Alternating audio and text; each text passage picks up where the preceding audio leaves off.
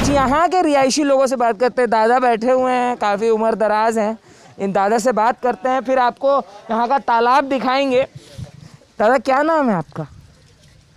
मेरा नाम पूछ रहे हैं? हाँ जी। एक साधु सन्यासी का क्या नाम होता है? ज़रूर नाम तो कुछ होगा ही आपका। वो नाम मर चुका, जब था तब था। अच्छा, आज आप एक सन्यासी हैं। ठीक है, तो आपने सन्यास कब लिया? हमने 1980 में संन्यास ले चुके थे।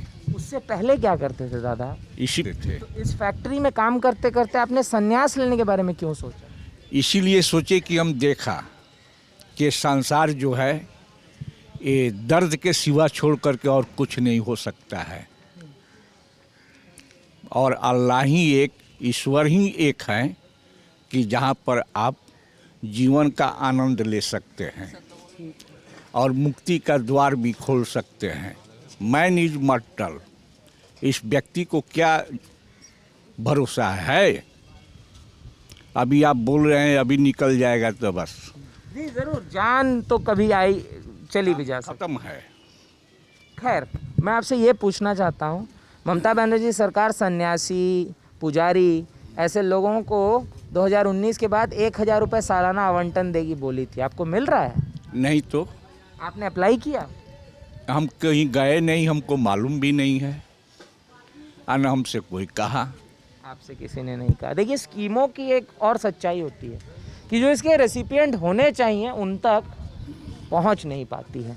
खैर, चुनाव को आप किस तरह देखते हैं, जो चुनाव हो रहा है? चुनाव को क्या देखते हैं? अजय मुखर्जी को जानते थे? हाँ जी, बिल्कुल जानते थे। बांग्ला कांग्रेस के साथ और सीपीएम के साथ मिलकर, हाँ, जोड़ा बैल, बांग्ला कांग्रेस और सीपीएम की मिल के सरकार बनी थी। हाँ बिल्कुल। आज युक्तो फंड सरकार भंग हो गई। हाँ बिल्कुल। अजय मुखर्जी का जिक्र कर रहे हैं, कोई बात नहीं। अजय मुखर्जी का जिक्र कर रहे हैं। अजय मुखर्जी तमलुक से ताल्लुक रखते थे, कोई बात नहीं, कोई बात नहीं। तो तमलुक से ताल्लुक रखते थे। आप जमीन में बैठे, मैं भी बैठ सकता हूँ। अरे ऐसी छोड़िए, हम कहीं भी बैठ सकते हैं। हाँ, नहीं, ठीक है, ओके, हाँ चलिए ठीक है। आप मुझे ये बताइए, हाँ, अजय मुखर्जी की बात कर रहे थे। अजय मुखर्जी तमलुक से ताल्लुक रखते थे और अजय मुखर्जी पश्चिम बंगाल के मुख्यमंत्री बने थे 2 बार। खैर, हाँ बताइए क्या कह रहे थे उनके बारे में? कह रहे थे कि देखिए उस वक्त का राजनीतिक कुछ और था, हमने ये सब देखा है। सीधा शंकर राय, अजय मुखर्जी, ज्योति बसु, ये सब देखे हैं। वो राजनीति कुछ और थी। अभी वर्तमान में जो राजनीतिक है कुछ और है, ये राजनीतिक नहीं है। तो क्या है ये अगर राजनीति नहीं है? खेल है। खेल है मतलब आप ममता बनर्जी का खेला होबे और मोदी का खेला शेष? खेल है। तो मोदी जी कैसे लगते हैं आपको? हमारे नज़र में सभी कोई एक समान है। हमारा न कोई दोस्त है न कोई दुश्मन है। तो आप कह रहे थे सब कुछ खेल है, तो इस बार खेला होगा कि खेला शेष होगा?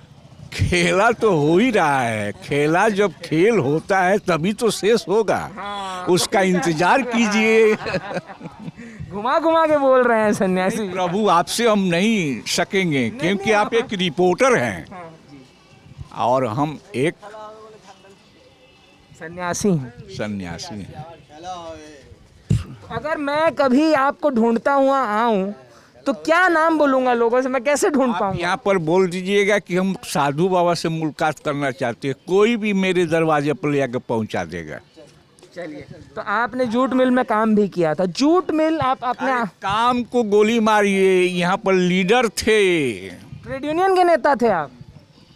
अरे वाह, कौन से? वाइस प्रेसिडेंट थे, सबको इस्तीफा लगा दिए। कौन से यूनियन में थे? हमारा कांग्रेस का एनटीयूसी यूनियन था, उसके बाद से छोड़ के बीएमएस यूनियन यहाँ पर खोल दिए थे। आईएनटीयूसी अगर आप नहीं जानते हैं तो Indian national trade union Congress है और बीएमएस भारतीय मजदूर संघ है। बीएमएस का ताल्लुक आरएसएस से है और इंटक का ताल्लुक कांग्रेस से है। इसी तरह सीपीएम का यूनियन है सीआईटीयू है और सीपीआई जो पुरानी कम्युनिस्ट पार्टी थी उनका यूनियन एटक था, all India trade union Congress. हाँ, तो बताइए, वो बड़े रोचक बात बता रहे हैं, आगे बताएं सन्यासी जी। आपका सन्यास कैसे हो गया? मतलब आप एक ट्रेड यूनियन नेता से सन्यासी कैसे बने? हमने सब देख लिए। देख लिए, सब अच्छी तरह से हमने परख लिया कि संसार के अंदर में मनुष्य का कल्याण तभी हो सकता है कि मनुष्य के अंदर में सात्विक जागृत होगा, तभी जाके मनुष्य का उद्धार हो सकता है, अन्यथा नहीं होगा। ये तो देखिए एक बड़ी बात हो गई ऐसी जो मतलब मनुष्य के कंट्रोल से बाहर है। फिलहाल लोकतंत्र का पर्व है। नहीं हाँ कंट्रोल का बाहर नहीं है।